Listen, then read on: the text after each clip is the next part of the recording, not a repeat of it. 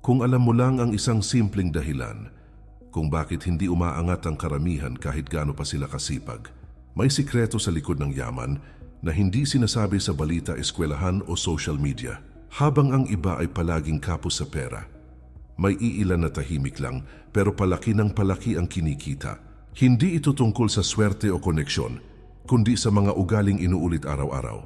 At kapag nalaman mo ito, posibleng magbago ang pananaw mo sa pera magpakailanman. Maraming Pilipino ang nagsisikap, pero iilan lang ang tunay na umaangat. Hindi dahil kulang sila sa sipag, kundi dahil mali ang mga nakasanayang desisyon tungkol sa pera. Ang self-made millionaire ay hindi naiiba sa iyo sa simula kundi sa paraan ng pag-iisip at pagkilos. Habang ang iba ay inuubos ang oras, sa aliwang mayayaman ay abala sa pagbuo ng sistema. At ngayon bubuksan natin ang pinto sa mundong bihirang ipaliwanag sa publiko. Bago tayo magsimula, iniimbitahan kita na mag-subscribe sa ating channel. Para lagi kang updated sa mga bagong videos na aking gagawin, paki-like na din ito at share sa iyong mga kaibigan at tuklasin natin kung paano umasenso sa buhay. Kung narito ka ngayon, malinaw na naghahanap ka ng mas maayos na kinabukasan. Ang video na ito ay ginawa para sa mga taong pagod na sa sakto lang at handang mag-level up. Hindi mo kailangan maging henyo o mayamang pamilya para sundan ang mga prinsipyong ito. Ang kailangan mo lang ay bukas na isipan at disiplina sa sarili. Pag-uusapan natin ang mga ugaling hindi itinuturo sa eskwelahan.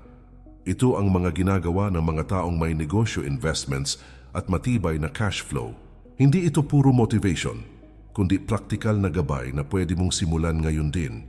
Makikita mo dito kung paano mag-isip ang mga taong may kontrol sa kanilang pera. At baka sa dulo ng video na ito, magbago ang paraan ng paghawak mo sa bawat piso. Ang 8 lihim na ugali ng self-made millionaire ay hindi hiwaga kundi desisyon. Desisyong ulit-ulit nilang pinipili kahit walang nakakakita. Habang ang iba ay naghihintay ng sweldo, sila ay lumilikha ng oportunidad. Habang ang iba ay natatakot, sila ay natututo sa pagkakamali. Kung handa ka ng seryosohin ang iyong pera at kinabukasan, simulan na natin ngayon. Unang habit, inuuna nila ang pag-iisip bago ang paggastos.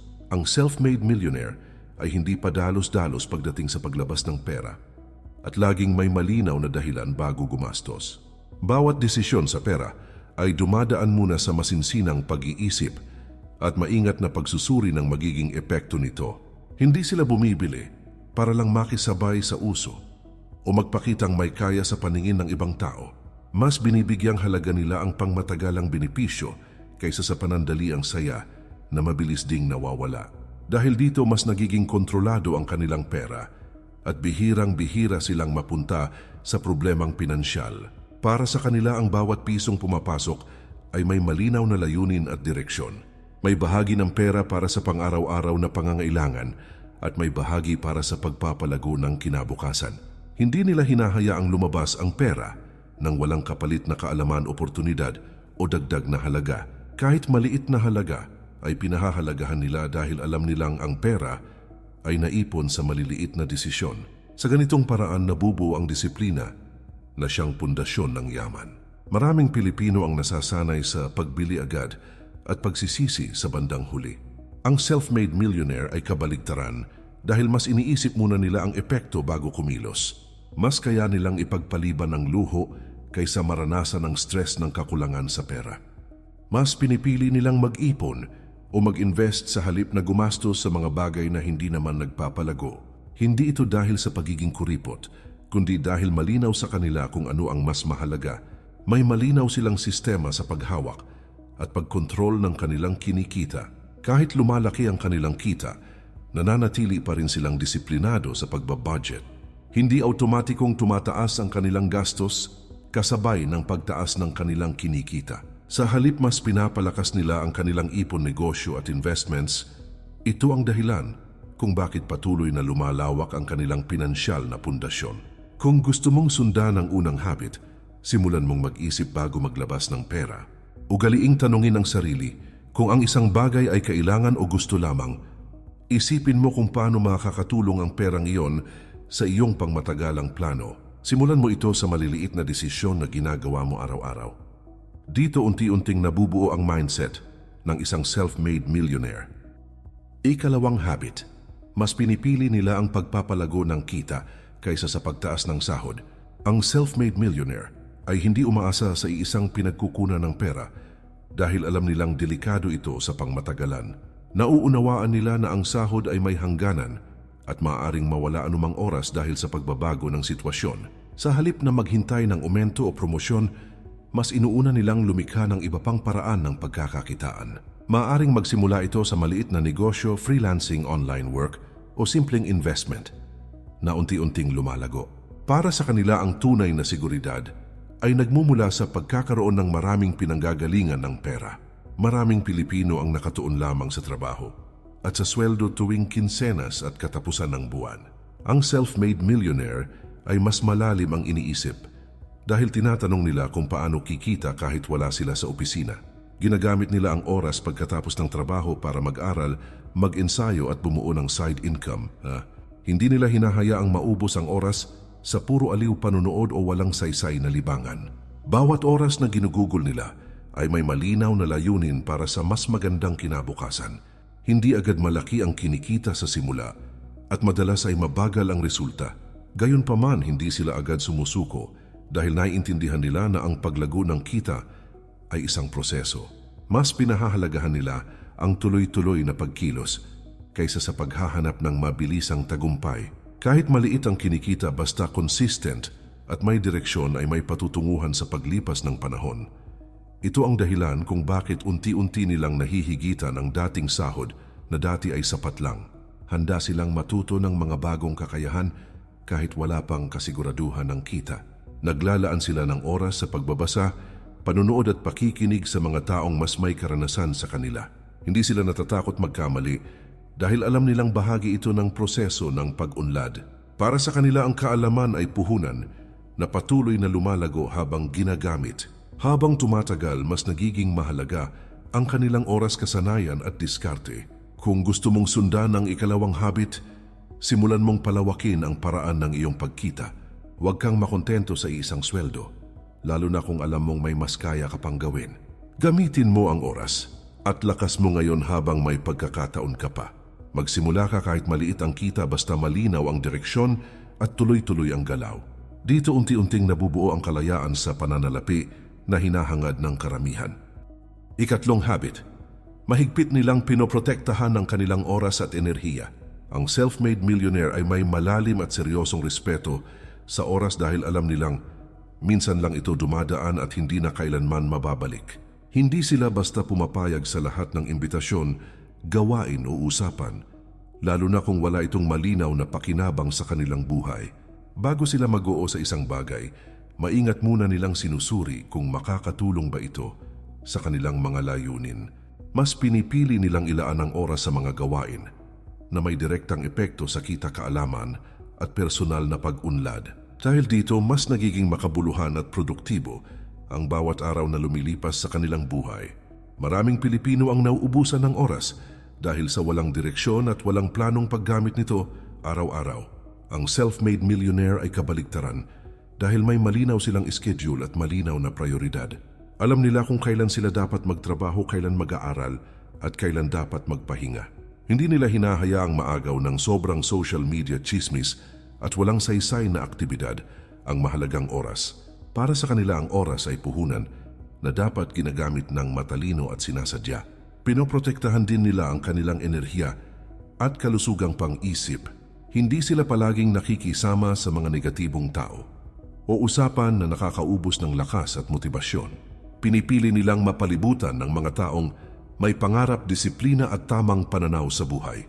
Alam nila na ang kapaligiran ay may malaking impluensya sa kanilang pag-iisip at mga desisyon. Sa ganitong paraan, nananatiling malinaw at matatag ang kanilang focus sa mga layunin. May malinaw silang hangganan pagdating sa trabaho, pahinga at personal na oras. Hindi nila ipinagmamalaki ang sobrang pagod, kundi inuuna ang tamang balanse sa buhay.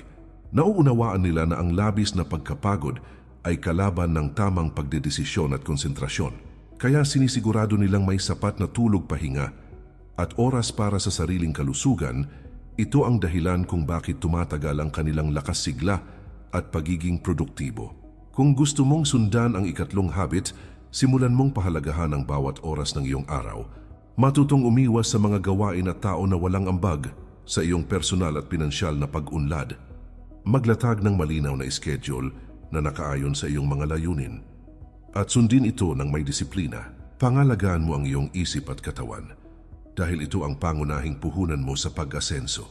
Kapag kontrolado mo ang oras at enerhiya, mas mabilis at mas malinaw mong maaabot ang iyong mga pangarap. Ika-4 na habit. Patuloy nilang pinapalawak ang kanilang kaalaman sa pera at negosyo. Ang self-made millionaire ay hindi kailanman tumitigil sa pag-aaral kahit panarating na nila ang antas ng tagumpay na hinahangad ng karamihan.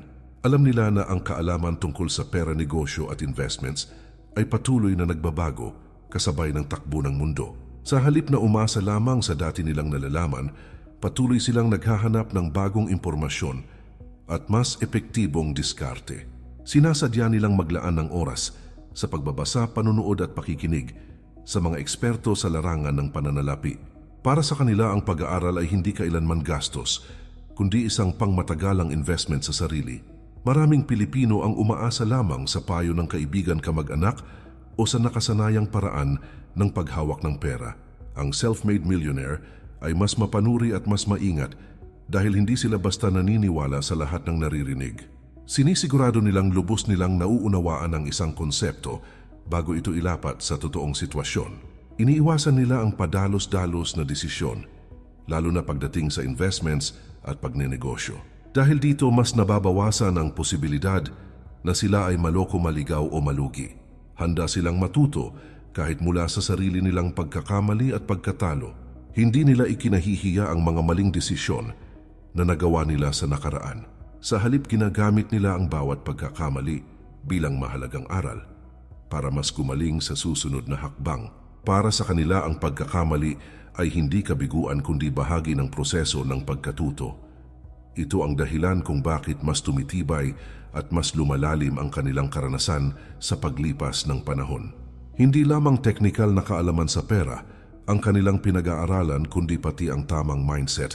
Alam nila na ang maling paniniwala tungkol sa pera ay maaring maging hadlang sa pag-asenso, kaya sinasanay nila ang sarili na mag-isip ng mas bukas, mas malawak at mas madiskarte. Unti-unti nilang pinapalitan ang takot at pag-aalangan ng kaalaman, kumpiyansa at tamang pananaw. Sa ganitong paraan, mas nagiging matatag at matalino ang kanilang mga desisyon. Kung gusto mong sundan ang ika-4 na habit, simulan mong seryosohin ang pag-aaral tungkol sa pera at negosyo. Maglaan ka ng oras araw-araw kahit ilang minuto lamang para matuto ng bago at kapaki-pakinabang. Pumili ka ng mapagkakatiwalaang sources at umiwas sa mga pangakong mabilisang yaman. Isabuhay mo ang mga natutunan upang mas lalo mo itong maintindihan. Sa sapat na kaalaman nagsisimula ang matalinong paghawak ng pera at matagumpay na pagnenegosyo. Ika-5 habit, marunong silang magpigil at magtiis para sa mas malaking tagumpay. Ang self-made millionaire ay may malakas na kakayahang pigilan ng sarili kahit may kakayahan na silang bumili ng maraming bagay. Hindi sila agad sumusunod sa bawat tukso ng luho kahit alam nilang kaya naman nila itong bayaran. Mas inuuna nila ang mga desisyong may mas malaki at mas pangmatagalang pakinabang sa hinaharap. Handa silang magtiis at magsakripisyo ngayon upang mas maging maginhawa at malaya ang buhay sa darating na panahon. Para sa kanila ang disiplina sa sarili ay mas mahalaga kaysa sa panandaliang kasiyahan. Maraming Pilipino ang nadadala ng emosyon kapag may hawak na pera. Ang self-made millionaire ay kontrolado ang emosyon lalo na kapag gumagawa ng mahahalagang desisyong pinansyal. Alam nila kung kailan tama ang paggastos at kung kailan mas mainam ang paghihintay. Hindi nila hinahayaang maubos ang kanilang pera sa mga bagay na hindi naman nakakatulong sa pag-asenso. Ito ang isa sa mga dahilan kung bakit mas nagiging matatag ang kanilang pinansyal na kalagayan. May malinaw silang kakayahang ipagpaliban ang kasiyahan kahit may pagkakataon ng mag-enjoy. Hindi nila kailangan ng agarang reward para maramdaman na sila ay matagumpay.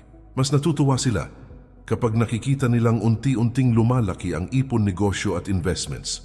Para sa kanila ang tunay na kasiyahan ay nagmumula sa progreso at pangmatagalang resulta. Ito ang uri ng mindset na hindi karaniwan ngunit napakalakas ang epekto sa buhay. Hindi rin sila basta nagpapadala sa pressure ng mga tao sa paligid nila. Kahit nakikita nilang ang iba ay bumibili at gumagastos, hindi nila ito ginagawang sukatan ng tagumpay. Alam nila na ang buhay ay hindi paligsahan kung sino ang may pinakamahal o pinakabagong gamit. Mas mahalaga sa kanila ang tibay ng kanilang pinansyal na pundasyon kaysa sa panlabas na anyo. Sa ganitong paraan mas nagiging tahimik, ngunit mas malayo ang nararating nila. Kung gusto mong sundan ang ikalimang habit, simulan mong sanayin ang sarili sa disiplina at pagpipigil. Matutong tanggihan ang mga bagay na hindi pa talaga napapanahon. Iisipin mo palagi ang mas malaking benepisyong makukuha mo sa hinaharap. Alalahanin mo na ang pagtitiis ngayon ay puhunan ng ginhawa at kalayaan bukas. Sa pasensya, disiplina at tamang desisyon, unti-unting nabubuo ang tunay na tagumpay sa buhay. Ika-6 na habit, sinasadya nilang palibutan ang sarili ng tamang tao at impluensya. Ang self-made millionaire ay napakaingat sa pagpili ng mga taong palagi nilang kasama sa araw-araw na buhay. Alam nila na ang ugali, paniniwala at paraan ng pag-iisip ng mga tao sa paligid ay unti-unting humuhubog sa kanila. Hindi sila basta nakikisama kung ang kapalit ay negatibong impluensya na makakasama sa kanilang pag-unlad. Mas pinipili nilang mapalibutan ng mga taong may malinaw na pangarap, disiplina at tamang pananaw sa buhay. Para sa kanila, ang tamang kapaligiran ay isang tahimik ngunit napakalakas na susi sa tagumpay. Maraming Pilipino ang nahihila pababa ng maling barkada at paulit-ulit na negatibong impluensya. Ang self-made millionaire ay marunong maglagay ng malinaw na hangganan sa pakikisalamuha sa ibang tao. Hindi nila hinahayaang maubos ang oras at enerhiya sa reklamo, tsismis at walang katapusang negatibong usapan. Sa halip, mas hinahanap nila ang mga pag-uusap na may saysay, may direksyon at may dalang aral. Sa ganitong paraan, mas napapanatili nila ang tamang mindset at emosyonal na lakas. Pinapahalagahan nila ang payo at gabay ng mga taong may totoong karanasan at malinaw na resulta. Mas bukas ang kanilang pakikinig sa mga taong may napatunayan na kaysa sa mga puro opinyon lamang. Handa silang tumanggap ng kritisismo, lalo na kung ito ay makakatulong sa kanilang pag-unlad. Hindi nila tinitingnan ang mga paalala bilang atake, kundi bilang pagkakataon para gumaling. Ito ang dahilan kung bakit mas mabilis at mas malalim ang kanilang natututunan. Hindi rin sila natatakot na lumayo o bumitaw sa mga taong patuloy na humihila pababa sa kanila. Kahit mahirap minsan, mas pinipili nilang protektahan ang kanilang pangarap at direksyon sa buhay. Alam nila na ang maling impluensya ay kayang sirain ang disiplina at focus na matagal nilang binuo. Mas mahalaga sa kanila ang tamang direksyon kaysa sa pansamantalang pakikisama at kasiyahan. Sa ganitong mga desisyon, mas nagiging malinaw at matatag ang kanilang landas. Kung gusto mong sundan ang ika-6 na habit, simulan mong suriin ang mga taong palagi mong kasama. Tanungin mo ang sarili kung ang mga taong ito ay tumutulong ba sa iyong pag-asenso o humihila pababa. Humanap ka ng mga taong magpapaalala sa iyo ng iyong mga layunin at magtutulak sa iyo na maging mas mahusay. Palibutan mo ang sarili ng mga taong may disiplina, pangarap at tamang prinsipyo sa buhay. Sa tamang impluensya, mas nagiging posible at mas mabilis ang pag-abot ng tunay na tagumpay. Ika-7 habit, marunong silang humawak at magdesisyon kahit may takot. Ang self-made millionaire ay hindi nawawalan ng takot kundi natutong kumilos kahit nararamdaman nila ito. Nauunawaan nila na ang takot ay natural at normal na bahagi ng pagninegosyo at paghawak ng pera. Hindi nila hinahayaang pigilan sila ng pag-aalangan sa paggawa ng mahahalagang desisyon sa buhay. Mas pinipili nilang matuto mula sa tunay na karanasan kaysa manatili sa ligtas, ngunit walang pag-usad na kalagayan. Para sa kanila, ang pagkilos sa kabila ng takot ang nagbubukas ng mas maraming oportunidad sa hinaharap. Maraming Pilipino ang natatakot magsimula dahil sa pangambang magkamali o mawalan ng perang pinaghirapan. Ang self-made millionaire ay mas pinipili ang pagkilos na may sapat na pag-aaral at maingat na paghahanda. Hindi sila basta sumusugal sa pagkakataon, kundi gumagawa ng kalkuladong hakbang at pinag-isipan na desisyon. Alam nila na ang hindi pagkilos ay isa ring uri ng panganib na maaring magdulot ng pagsisisi. Sa ganitong uri ng pag-iisip, mas nagiging bukas sila sa mga bagong pagkakataon. Tinatanggap nila na may mga pagkakataong magkakamali sila sa kanilang mga desisyon. Hindi nila itinuturing ang pagkakamali bilang katapusan ng kanilang pangarap o kakayahan. Sa halip, ginagamit nila ang bawat pagkakamali bilang mahalagang leksyon sa susunod na hakbang. Mas mabilis silang bumabangon dahil hindi sila natatakot harapin ang kabiguan. Ito ang dahilan kung bakit mas tumitibay ang kanilang loob sa paglipas ng panahon. May matibay silang tiwala sa kanilang kakayahang matuto, mag-adjust at magbago. Hindi nila hinihintay na maging perpekto ang lahat bago sila kumilos. Mas mahalaga sa kanila ang patuloy na progreso kaysa sa pagiging tama sa bawat pagkakataon. Habang sila ay kumikilos, mas nagiging malinaw ang direksyon na kanilang tinatahak. Dito unti-unting nabubuo ang tunay na kumpiyansa sa sarili. Kung gusto mong sundan ang ikapitong habit, simulan mong sanayin ang sarili na kumilos kahit may takot. Huwag mong hayaan na pigilan ka ng pag-aalangan sa pagsubok ng mga bagong oportunidad. Maghanda, mag-aral at gumawa ng maingat, ngunit matapang na hakbang. Tanggapin mo na bahagi ng proseso ang pagkakamali at pagkatuto. Sa bawat pagkilos sa kabila ng takot, mas lumalakas ang loob, kakayahan at tiwala mo sa sarili. Ang mga ideyang napakinggan mo ay maaring maging turning point sa paraan ng paghawak mo sa pera. Nasa iyo na ngayon kung gagawin mo itong kaalaman lamang o gagawin mong aksyon. Ang mga habit na ito ay hindi para sa iilan lamang kundi para sa mga taong handang magbago. Hindi ito himala kundi mga desisyong inuulit araw-araw kahit walang nakakakita. Ang tunay na pagitan ng umaangat at naiiwan ay ang consistent na pagkilos. Hindi mo kailangang baguhin ang lahat sa isang iglap. Ang mahalaga ay magsimula ka ngayon at ipagpatuloy bukas. Muli kaibigan, iniimbitahan kita na mag-subscribe sa ating channel para lagi kang updated sa mga bagong videos na aking gagawin. Paki-like na din ito at share sa iyong mga kaibigan at tuklasin natin kung paano umasenso sa buhay. Ang bawat subscribe at share ay hindi lang suporta sa channel kundi pangako mo rin sa sarili mong pag-asenso. Sa bawat video na ating pagsasaluhan, mas lalawak ang iyong kaalaman sa pera, negosyo at diskarte sa buhay. Hindi ito tungkol sa panunood lamang, kundi sa paglalapat ng natututunan sa araw-araw. Dito tayo sabay-sabay na matututo at aangat. Tandaan mo, hindi kailangang perpekto ang simula, basta malinaw ang direksyon. Ang mahalaga ay hindi ka huminto sa pag-aaral at pagkilos kahit may takot. Ang mga self-made millionaire ay dating ordinaryong tao lang na nagpasyang magpatuloy. Kung nagawa nila, may kakayahan ka ring gawin ito. Ngayon ang tamang oras para simulan ang susunod na hakbang ng buhay mo.